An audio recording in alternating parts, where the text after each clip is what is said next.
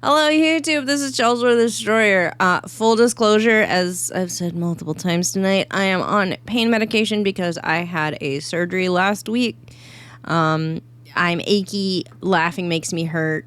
Coughing makes me... It's a whole thing. I'm sorry. I'm trying to focus. It's an uphill battle.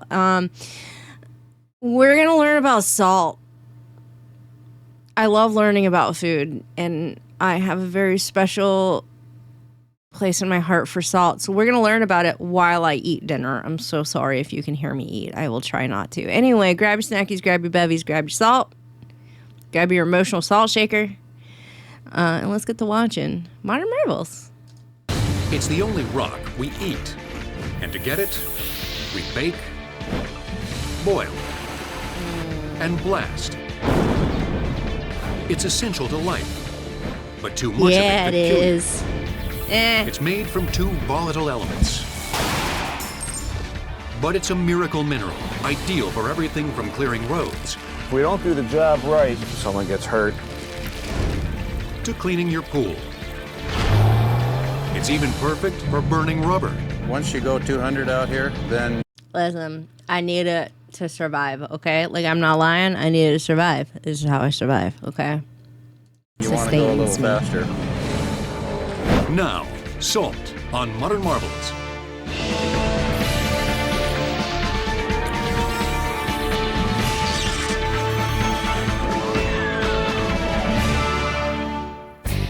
This unassuming mineral, essential to our survival, is a mover and shaker in a class by itself. Yeah. It's salt, and throughout history, those controlling it have been the masters of their domain. Two of today's superpowers, China and the United States, rank 1 and 2 in salt production, and each nation's salt heritage runs deep. China's emperors financed construction of the Great Wall with profits from their lucrative salt trade. And salt was the principal cargo on the Erie Canal as a young America pushed west. I know that. That's neat. Part of salt's value lies in its versatility. It has 14,000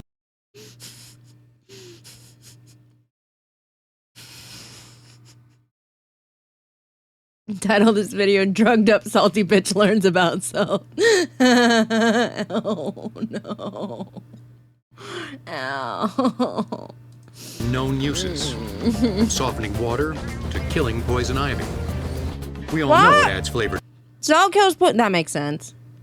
Fuck poison ivy. to our food.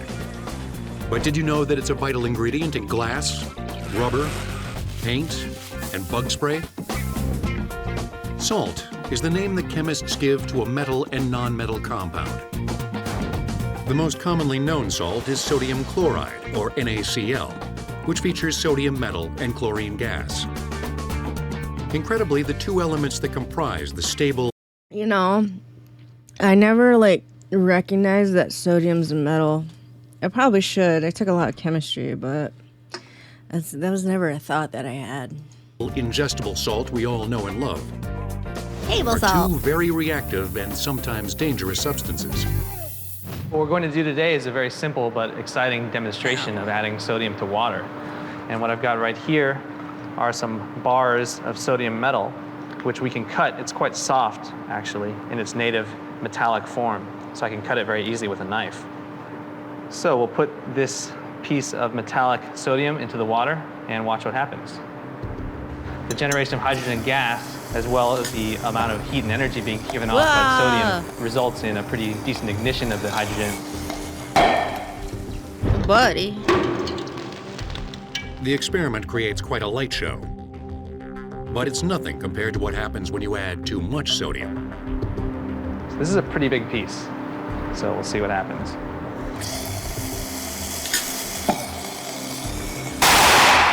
He was standing very close to that, I'm be honest. It's pretty impressive. Chill Salt Life bumper stickers and misunderstood. I live that salt life, but not in an outside kind of way, you feel me? The other element in salt, chlorine, may not be as explosive, but it can be equally dangerous. In its natural state, chlorine is a gas and poisonous. In World War I, both sides used it as a weapon, contributing to 91,000 gas-related deaths. Although chlorine and sodium can be deadly independent of one another, together they form the benign substance that is ultimately a driving force of life. We all need salt to survive. The adult human body contains over half a pound of it, enough to fill 3 large shakers. Our bodies probably have more. Basically big electrical machines, and the salt is the electrolyte that keeps everything in balance. It keeps the electric charges going in and out of the cells. It aids in the functioning of our nerves, the brain, and almost every other system in the body. It sustains me. Because salt is crucial to our very existence, nature hardwired us to crave it. Oh, I Salt crave is it one of all the right. basic tastes, and so humans have a preference for salt. It is an innate desire to consume salt.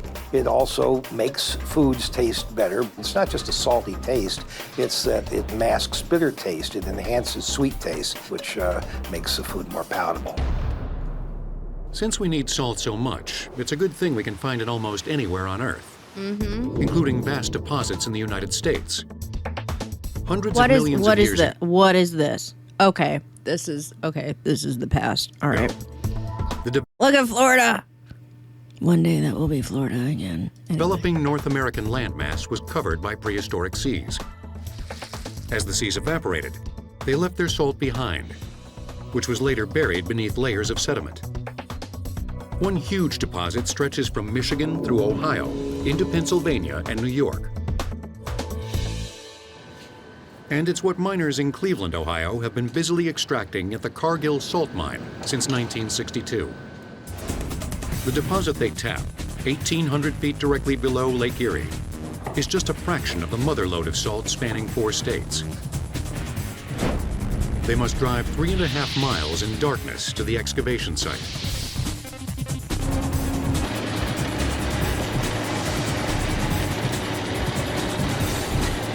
The salt they mine here is part of the roughly 46 million tons of salt produced annually in the U.S. Hell yeah. 1/5 of the world's supply. Down here, workers prep the blast site, where it remains a constant 70 degrees Fahrenheit. They remove all the loose salt and drive 6-foot bolts into the roof of the chamber to reinforce it. Then they drill holes into the wall and insert explosives. Putting them in place takes about 1 hour. Once that's complete and the area is secure, the blast is set off. The blast usually dislodges between 1,100 and 1,200 tons of salt, which then travels by conveyor to a series of crushers and screeners. Yeah, It reduces shake the it. chunks to less than half an inch in Shake size. it. When it leaves the mill, it's essentially a finished product. It's taken to the shaft bottom where it's loaded into our production skips, hoisted to the... Have a good night, DB. Like, I'm sorry, this is rude. I'm eating Zaxby's, which is salty chicken. Let's go! surface at a rate of 20 tons per skip. With 3 shifts working daily, the mine produces in excess of 13,000 tons a day, and over 3 million tons each year. Yeah. But the miners here aren't even close to exhausting their little corner of the underground salty stash. We have a 9,000-acre tract under lease currently, and essentially with the multiple levels seams that we can mine, we have 150 years of reserves remaining. Hell yeah. Even some of history's earliest salt mines, open and accessible to this day, have a wealth of salt still available. One of the oldest, in Woliczka, Poland, dates back to the 13th century. Its caverns extend as deep as 1,100 feet. At the 300-foot level, the medieval miners left an astonishing signature. From the vast deposit of salt, they sculpted this chapel. And Damn. everything here, from the chandeliers to the altar, is made of pure salt. Oh no. Oh no, I need to visit. I need to go to Salt Chapel. Oh no.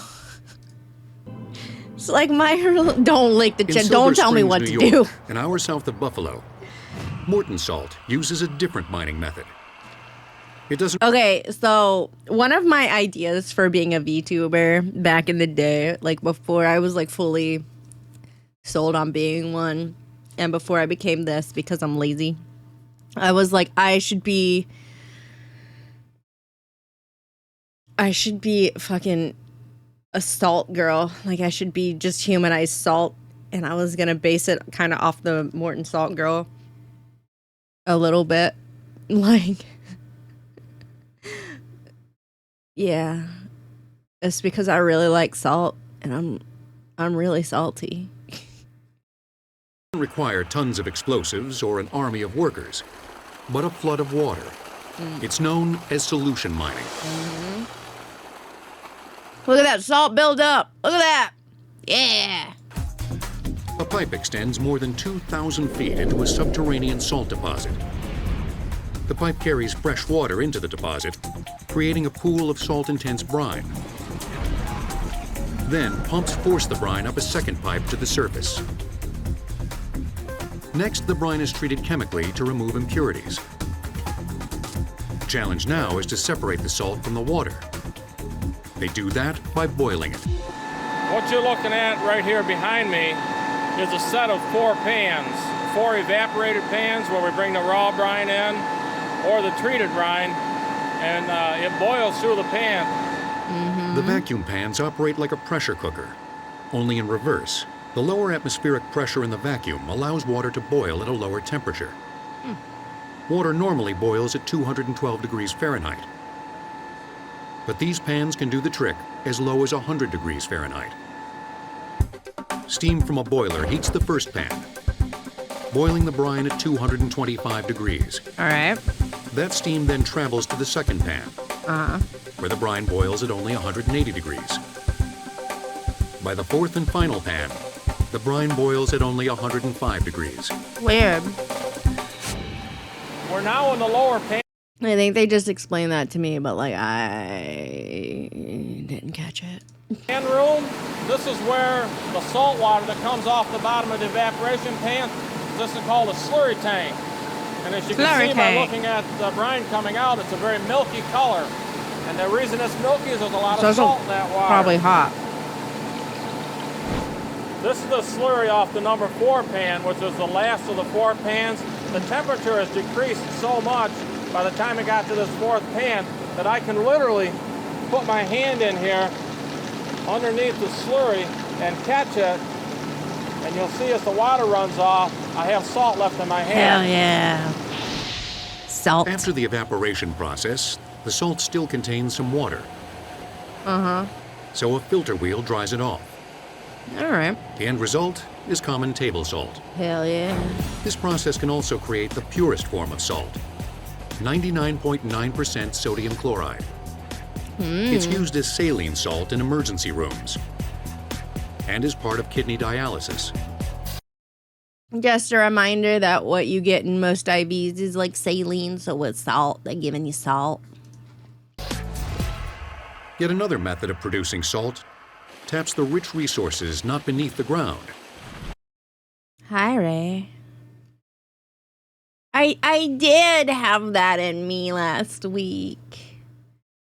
Oh, I hate IVs. Like, I get it, but like, just I still have a dot where the IV was. It was bruised. I think the bruise is over finally, but like,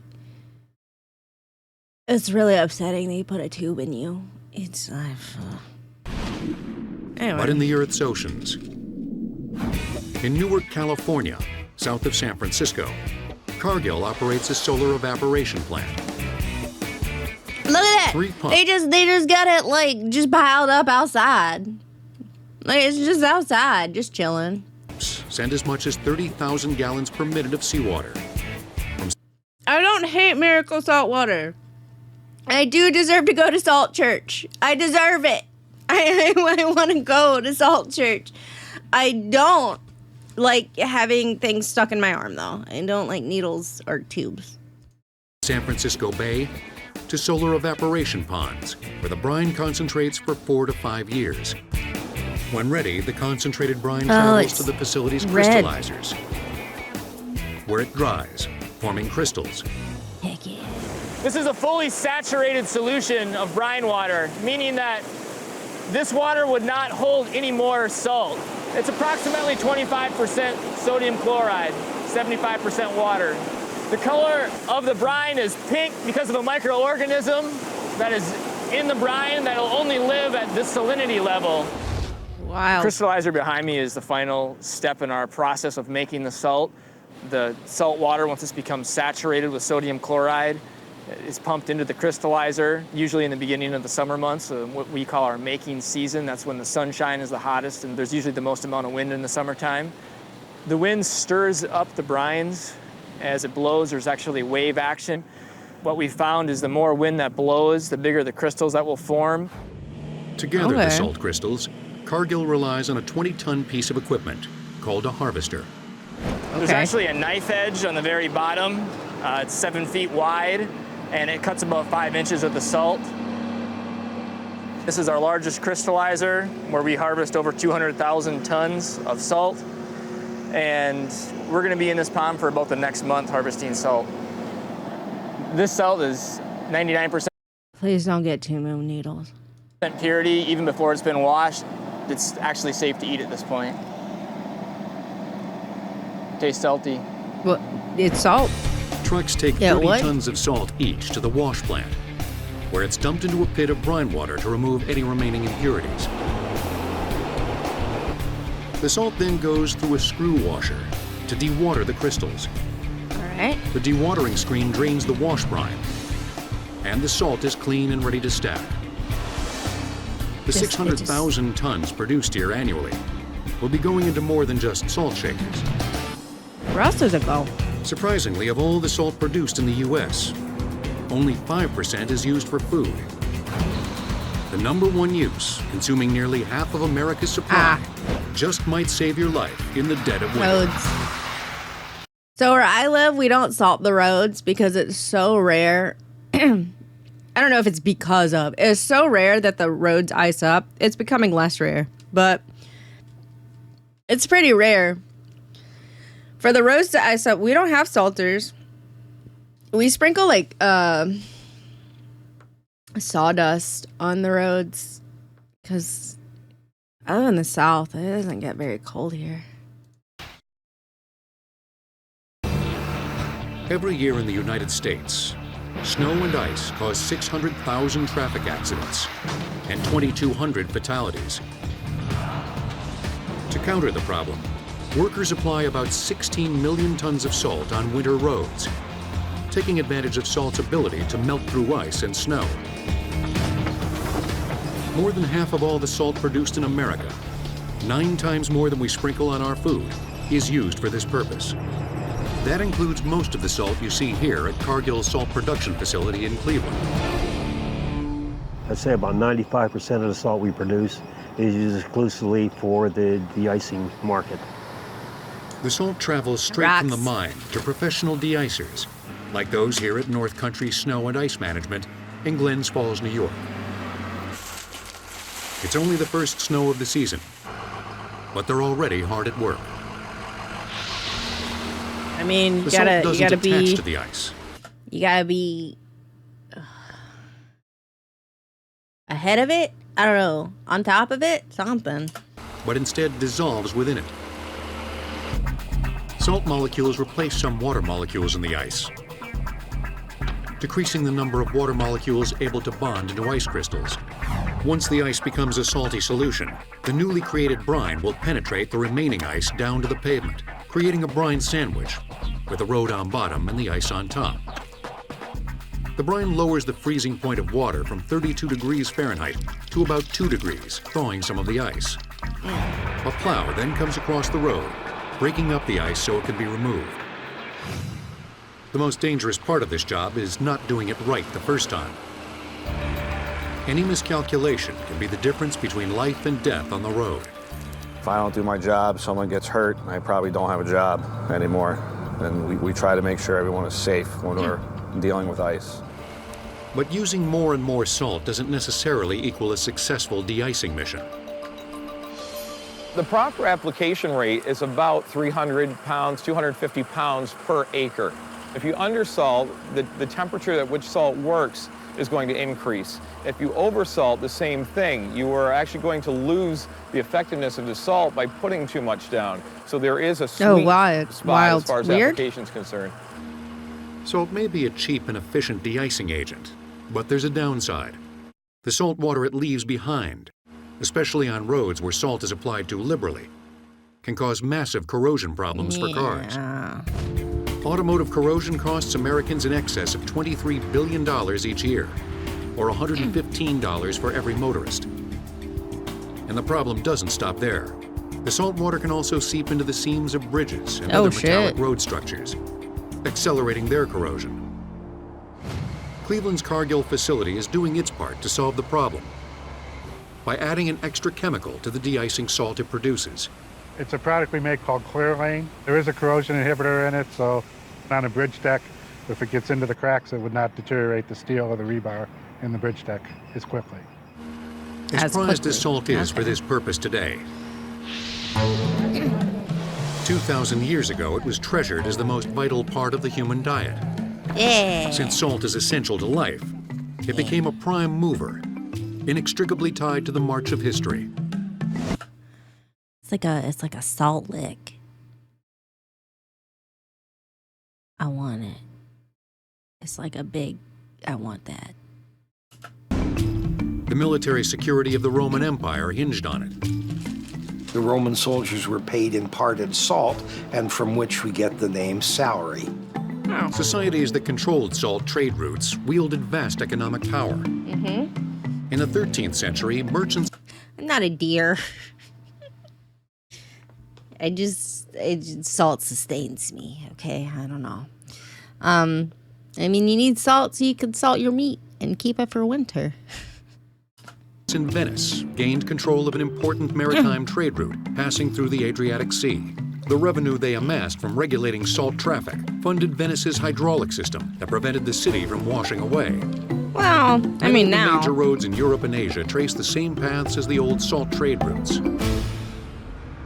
That is a big gate. And in the Sahara Desert, merchants still transport salt mined from beneath the sands along the same route traveled by their ancestors 1,000. I want a big salt tablet. Like, is that too much to ask? Okay, Bad, I don't know if you're being like a jokester about whether or not I salt my burgers, but if I make burgers myself, like I get burger meat and I cook it myself as opposed to like going out, I do. I do. When I cook the burgers myself, I do put salt on them. Not while I'm cooking them, like after I'm done with them. I put them on, I like using white bread instead of like buns, and I'll put salt on it and then ketchup.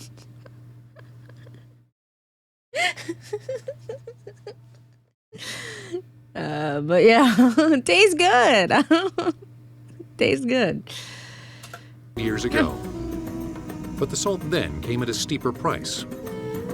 Yeah, that's all I eat on my burgers is salt and ketchup. If I'm out, like if I get like fast food burger or if I get like a restaurant burger, I don't put salt on it. I just put ketchup on it.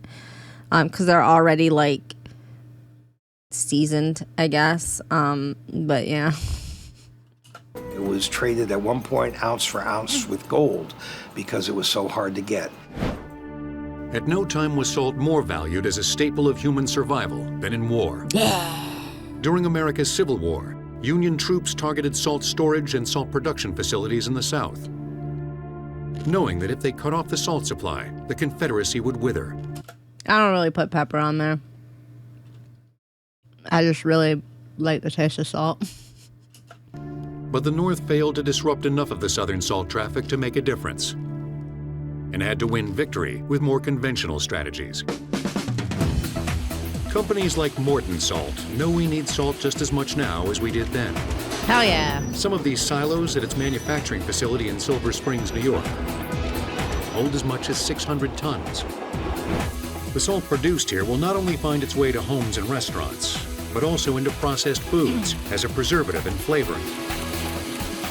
A whopping 77% of the sodium Americans consume comes from eating processed foods, about 15 times more than the amount we ingest by sprinkling it on our meals. This helps explain why each American consumes about 15 pounds of sodium each year. You think I only ingest 15 pounds of it? All right. 50% more than the USDA's maximum recommendation. This excess of salt can contribute to strokes and hypertension. But on the plus side for salt, since 1924, Morton and some other salt makers have been adding a key element to help keep you healthy. Iodine. Yep. We all need iodine, mostly because it helps regulate the thyroid gland. Yep. Which controls how quickly the body burns energy. Iodizing salt was the great public health achievement along with sanitizing water. It also keeps you from getting like a goit. I think it's called a goiter or whatever, where you get like this big knot that forms in your neck because of your thyroid. Anyway, salt and iodine, both important. In the 20th century. Although we'd known for a century before that iodine was important to the function of the thyroid gland, we didn't understand that salt could so readily satisfy that need. People eat a predictable amount of salt, so you can meter the amount of iodine that they get by putting it in the salt, knowing how much salt they'll have. Well, we've all added a little salt to a meal for just the right flavor. A little.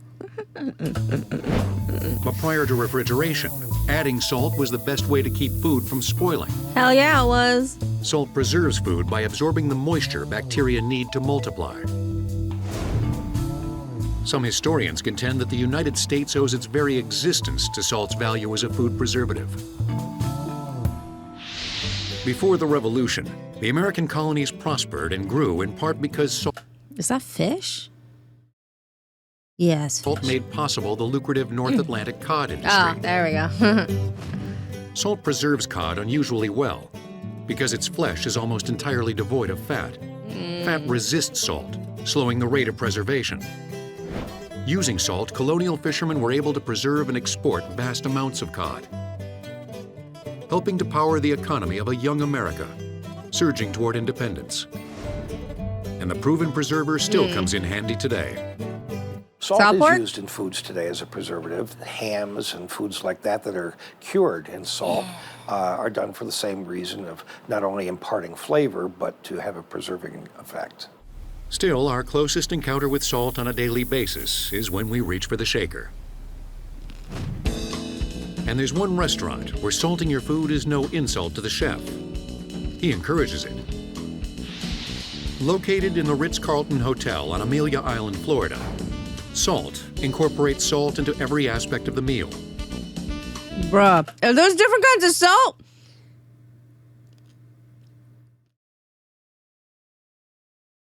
I'm sorry, where was this? Somewhere in Florida? From food prep to cooking to flavoring at the table. But when you say pass the salt here, you'd better be more specific. Oh, this place looks expensive. At any given time, we have about 40 different I mean, yeah, it is in a Ritz-Carlton. I mean, salts in the restaurant. They come from all around the world. Some of the salts are made different by nature, which has added minerals to the deposits from which they're mined. what is that? Others I owe want their to taste character it. I to want it. processes in which common salt is mixed with ingredients like clay, or Okay. undergoes treatments like wood smoking. Activated charcoal has turned this salt black. And the large... You gotta be careful with activated charcoal.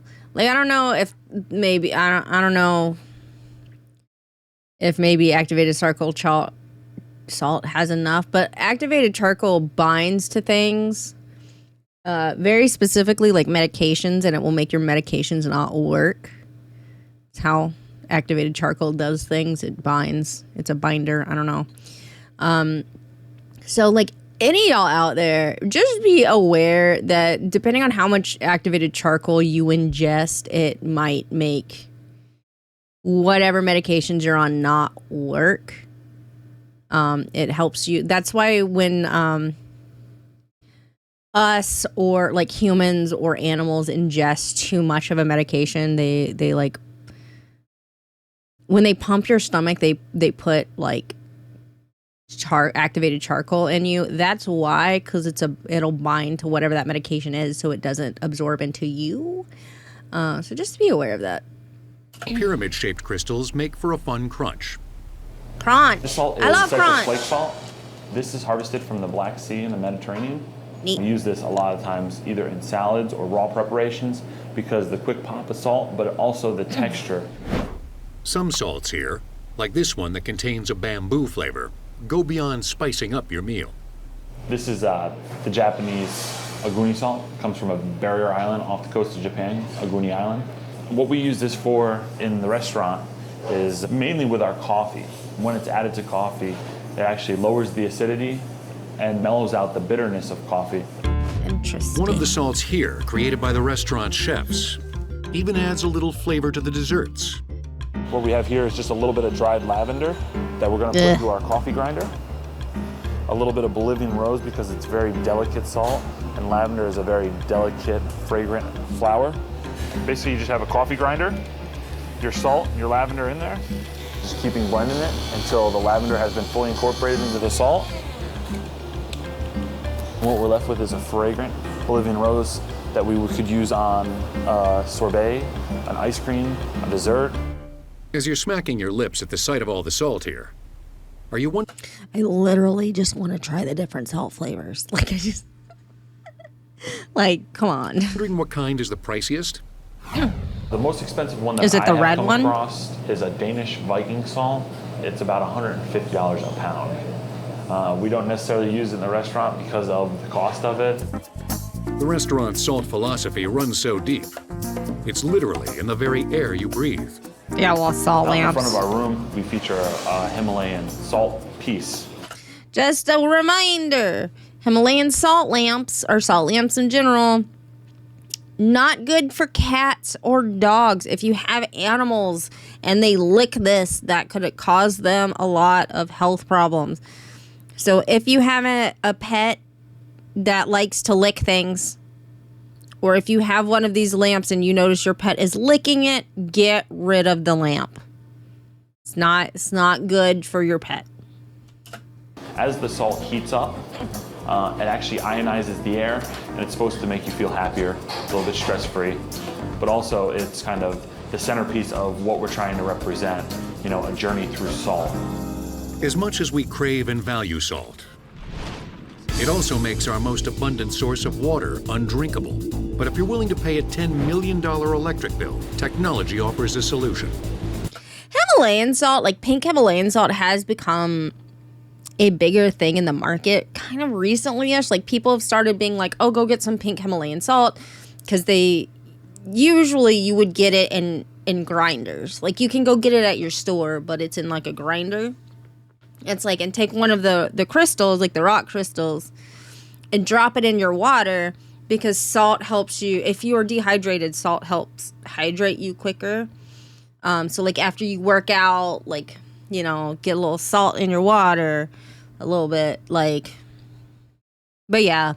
And then everyone's just like, freaking Himalayan salt lamps are like everywhere. I don't know. Or at least in like, it's in a lot of places. But again, not good for your pets. Don't have one if you have pets.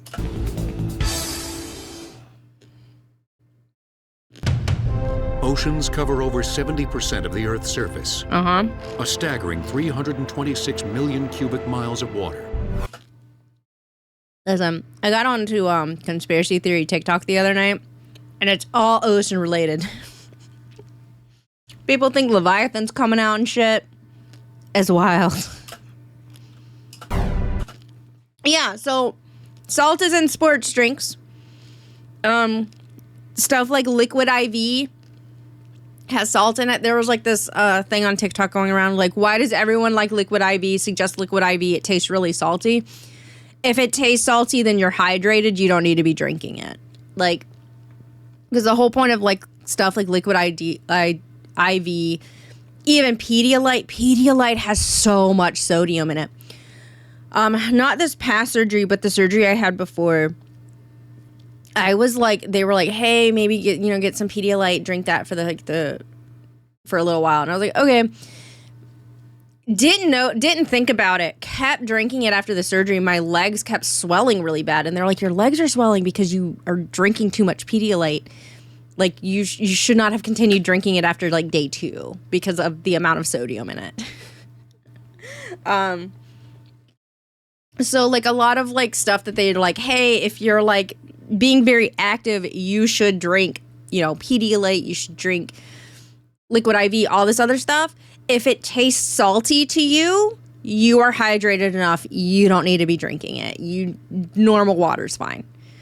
But if it doesn't taste salty, then you're probably kind of dehydrated.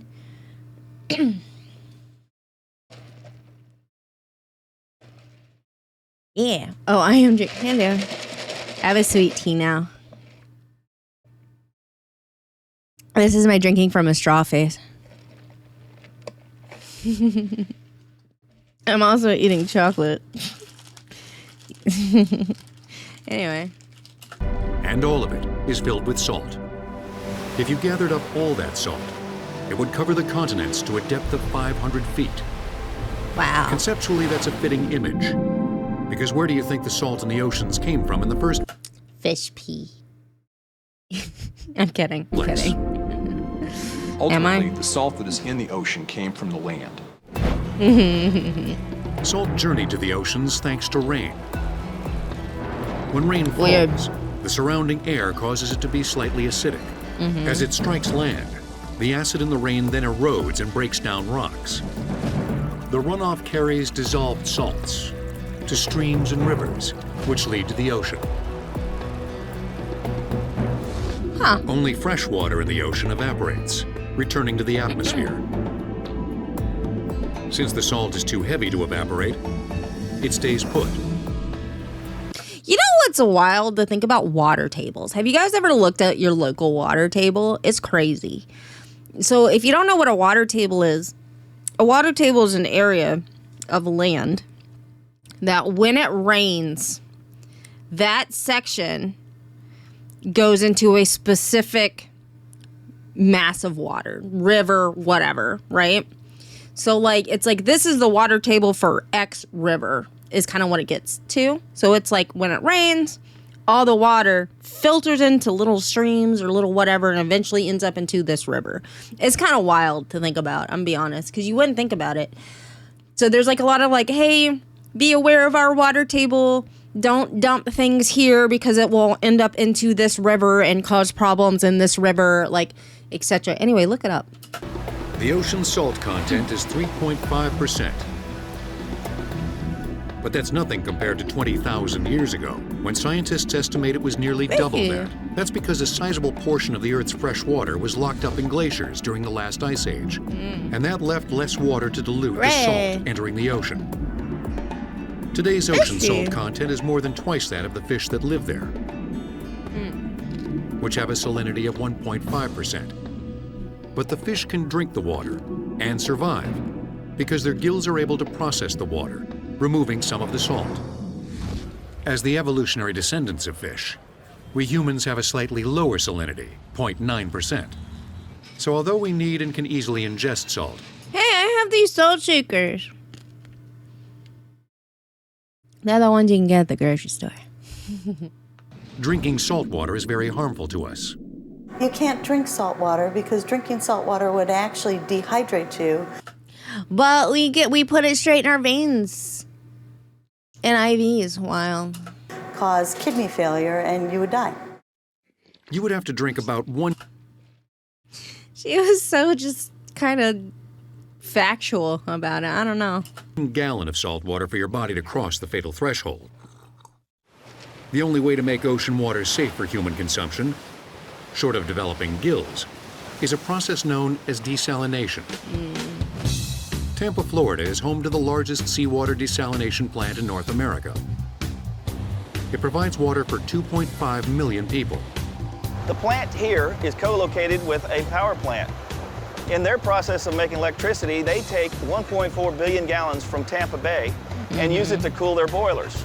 We take 44 million gallons and make 25 million gallons of drinking water. Before the facility takes on the task of removing the salt from the seawater, the water must travel through a series of filters to remove other impurities. Okay, well, what do you do with the salt that you take out? Asking for a friend. I'm the friend. I want to know. Leaving only the salt in the water. Now comes the most crucial step of all.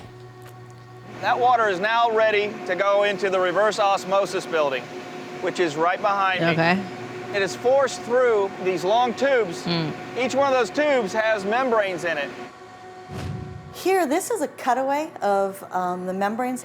This is actually about half of the length of a full membrane. The water's put under high pressure, about 1,000 psi, and it's pushed through this end of the membrane.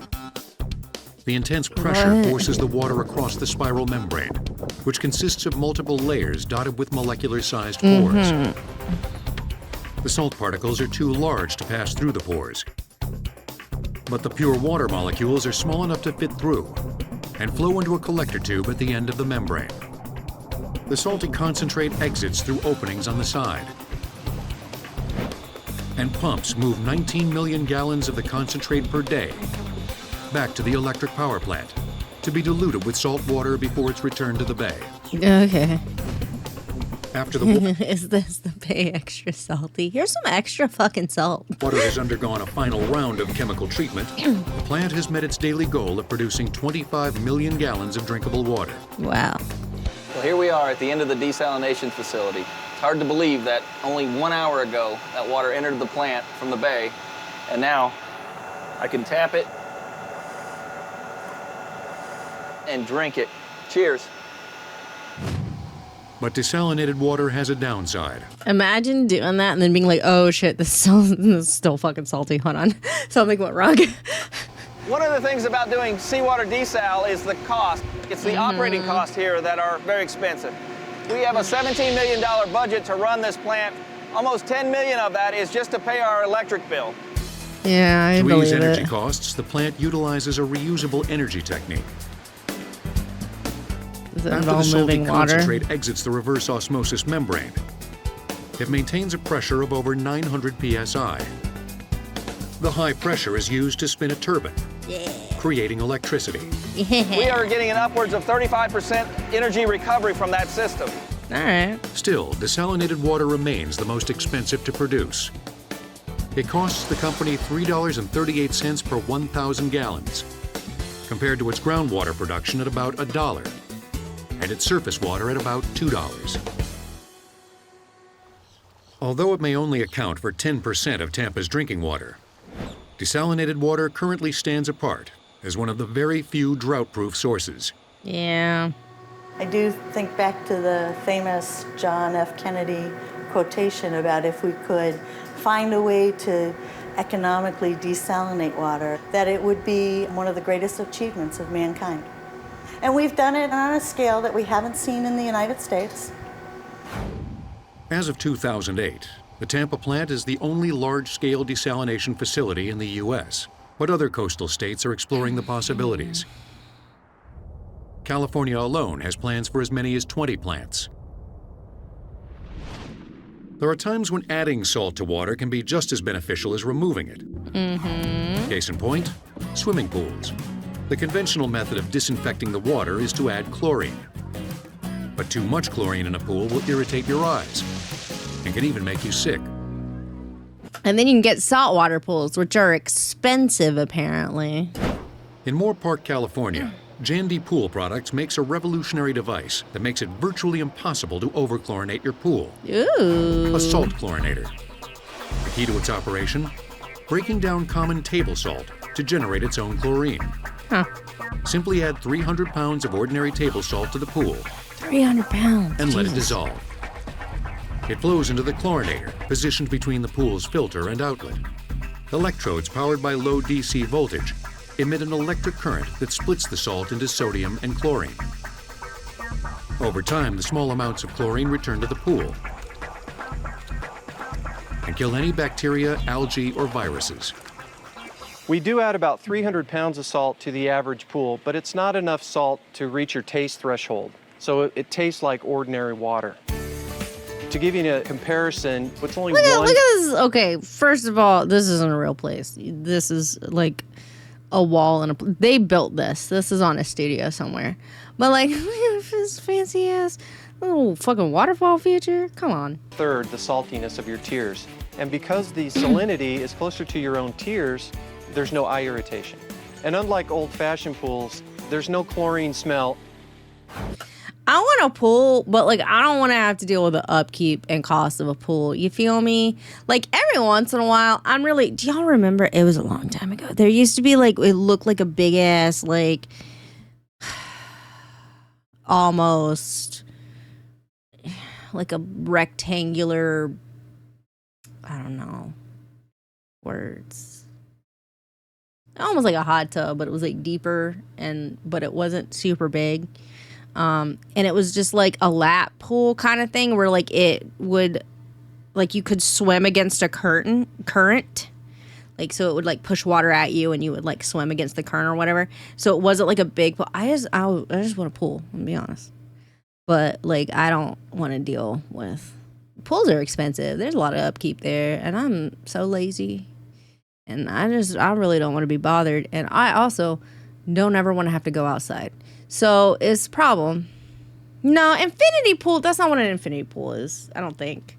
Infinity pools are like how the pool is made.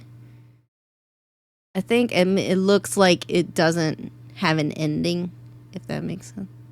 I don't know. Maybe it is an infinity pool. I don't remember what it was called. I just remember there used to be commercials about it.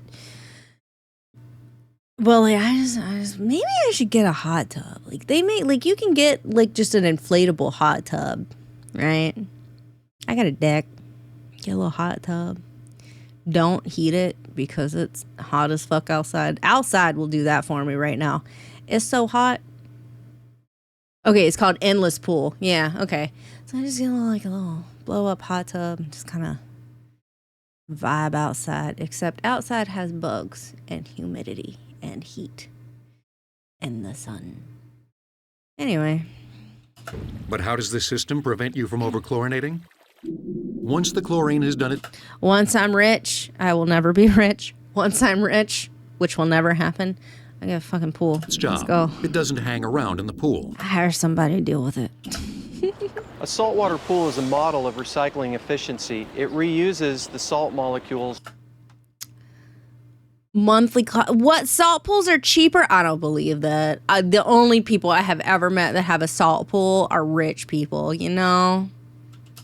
Over and over. The chlorine does the sanitizing, and when it's done doing the sanitizing, recombines with the sodium to become salt again. But salt can do a lot more. What the fuck is... Okay, this is a hot... First of all, this is a hot tub. This is not a pool. This is a hot tub. Look at it. It's small.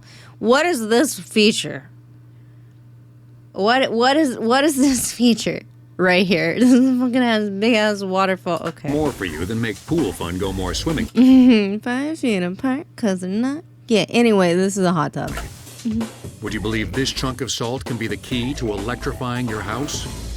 Sure, salt's magic. I will believe anything you tell me about salt right now, as long as it's positive.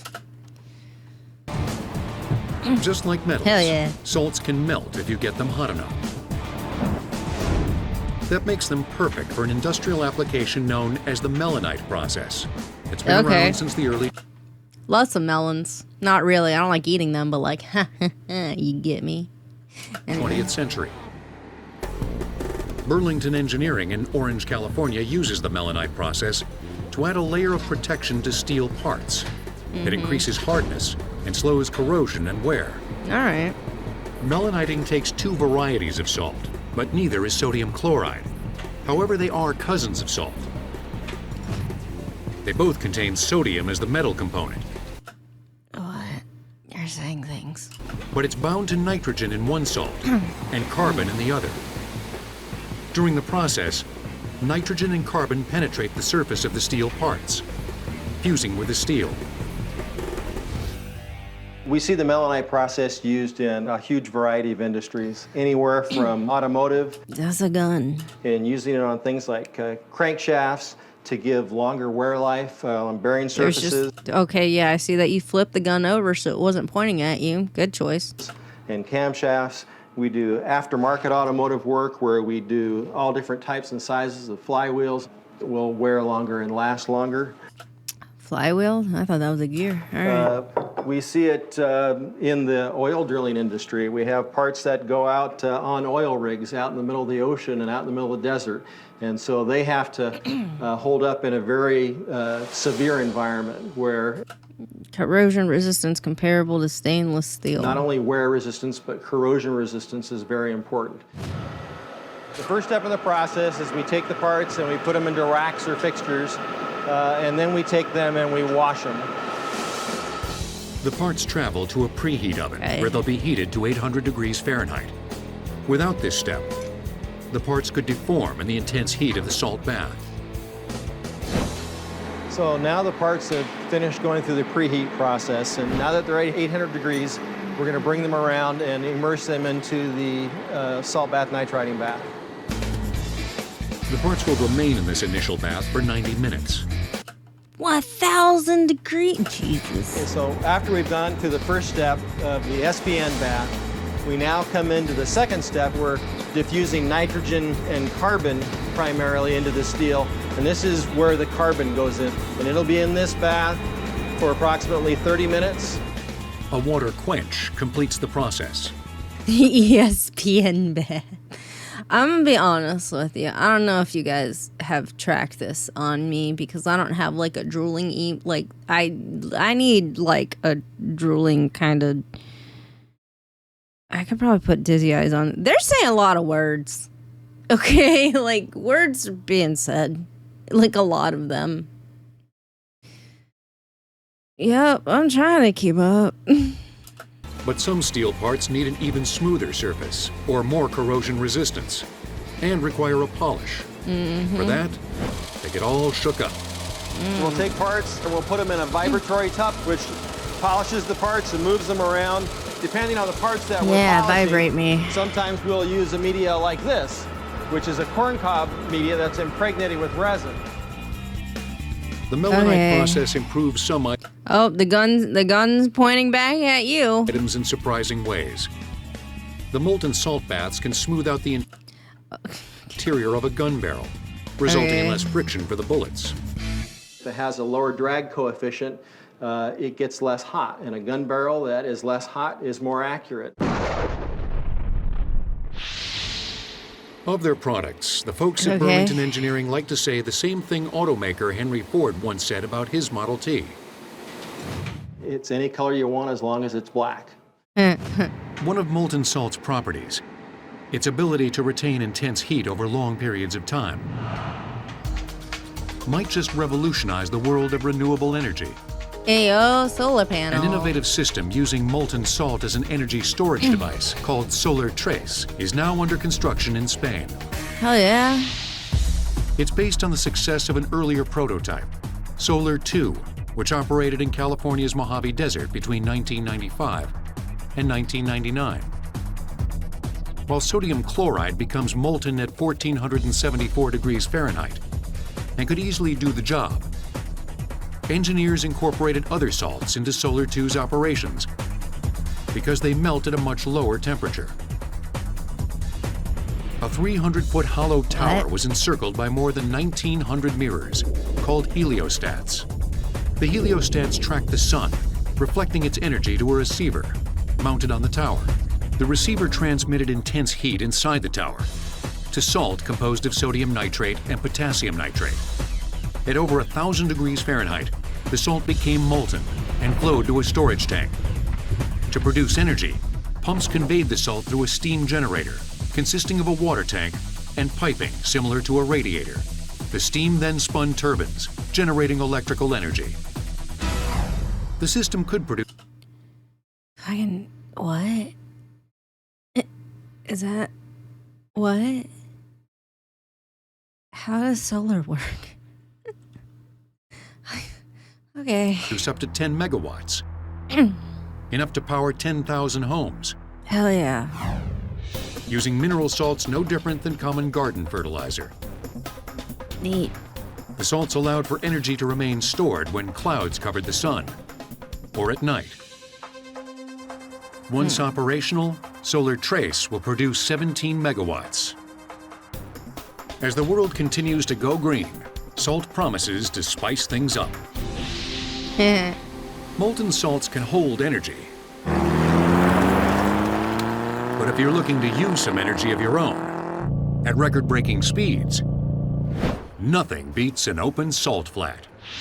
Oh my God, salt flats are so cool. Okay, so you know those there's like pictures where it's like people standing, or sometimes where like the ground is reflecting the sky, basically. Those are often taken at salt flats after rain. So like after rain, like water will sit on top of the salt flat, right? And it will like be reflective. It's really neat. I've never been. That'd be pretty neat. It's also apparently fairly rare that it gets like that because it doesn't rain. I don't know. I'm here. What is that? Fucking what? You may think the ocean is salty at 3.5% salinity. But that's nothing I think I'm fucking salty, I'm gonna be honest. compared to the Great Salt Lake in Utah. Or the Dead southern Sea. half of the lake is Just saying. 15%, and the north is 25%, 7 times saltier than the ocean. Listen, the saltier it is, the easier it is to float. But also it can wreck your hair, you know? The Great Salt Lake is the largest inland body of salt water. There's some lagoon that I think is really salty, and it fucks up people's hair, and it's like this big tourist destination. I don't remember what it is. And people are like, I don't believe that. Maybe it's a spring. Maybe it's not a lagoon. Either way, it doesn't matter. All these, like, you see it on TikTok a lot where they're like, I don't believe it's gonna fuck up my hair. So basically they're like, there's like all these signs everywhere that's like, this is gonna fuck up your hair. Here's a hair mask. Like, a hair mask, when I say that, is like fucking conditioner on steroids. Okay, so it's like, put this hair mask in your hair and pull your hair up above your head, like, and do not dunk your hair in it. It will ruin your hair. And people are like, I don't believe it. And then like they get their hair wet and it fucks up their hair, right? What does that do to the other hair on your body? Because you have hair everywhere. Like, you have hair on your legs, you have hair on your arms, and other areas. What does it do? No one says anything about what it does to the rest of the hair on your body. They're just getting upset because the hair on their head's fucked up. Does it stick? Like,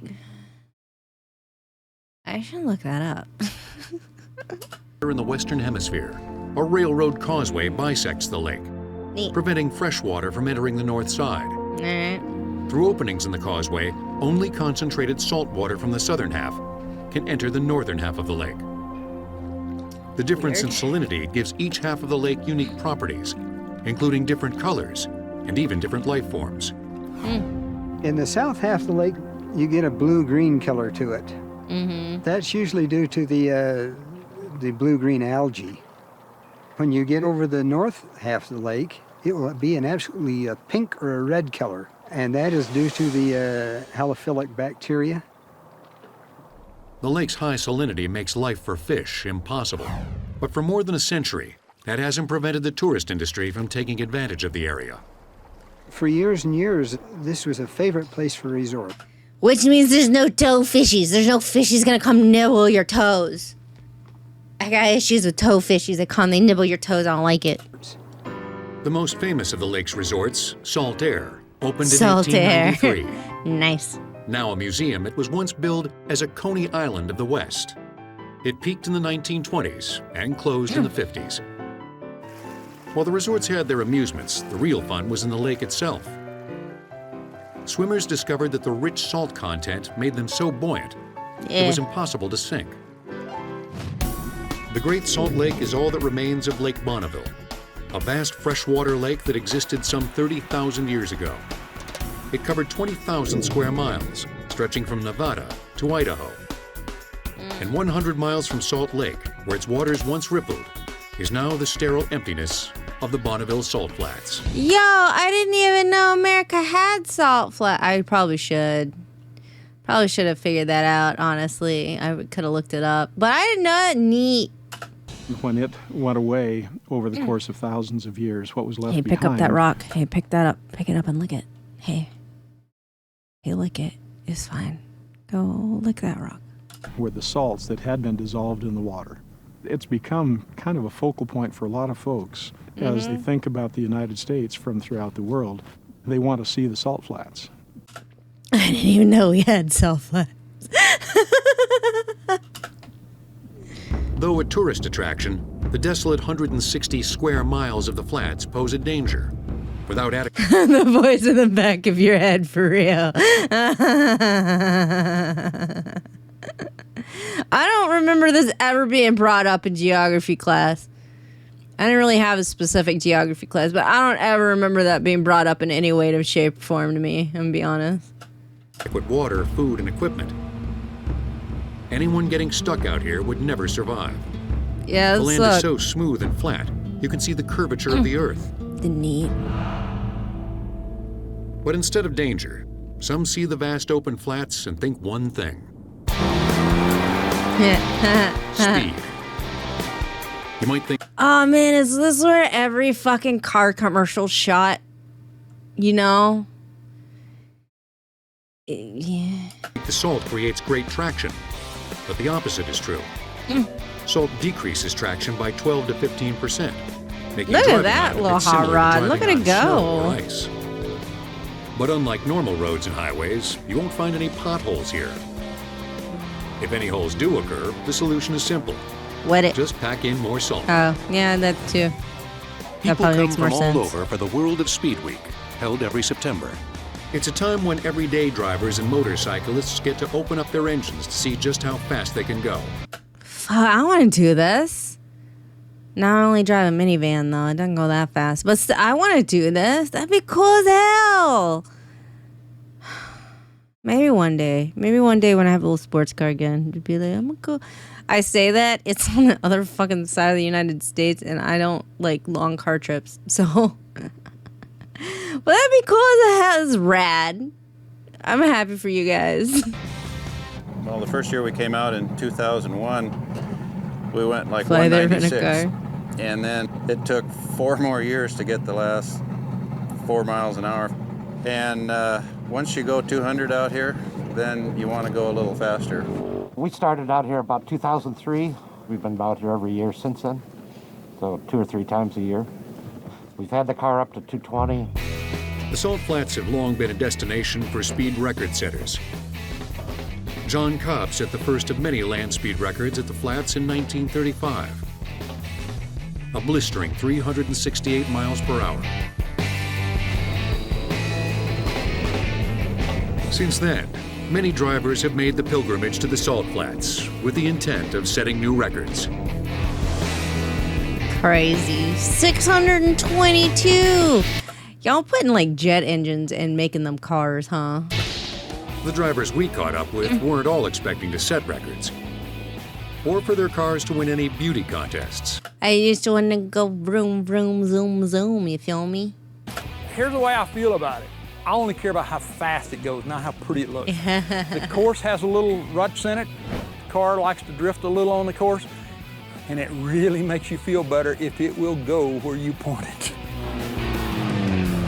Oh, look at that little guy! Still, we're quite happy to take advantage of yet another surprising dimension of salt. I want to Salt be is an incredibly speed. abundant resource, but it's not endless. And we have to manage this in such a manner that future generations can come out here and marvel at the same thing that you're marveling at today. The salt abundance of these flats belies its scarcity throughout most of human history. So the next time you're asked, don't just pass the salt. Pause and be thankful your salary isn't just the contents of the shaker in your hand. Okay, well then put it in your mouth.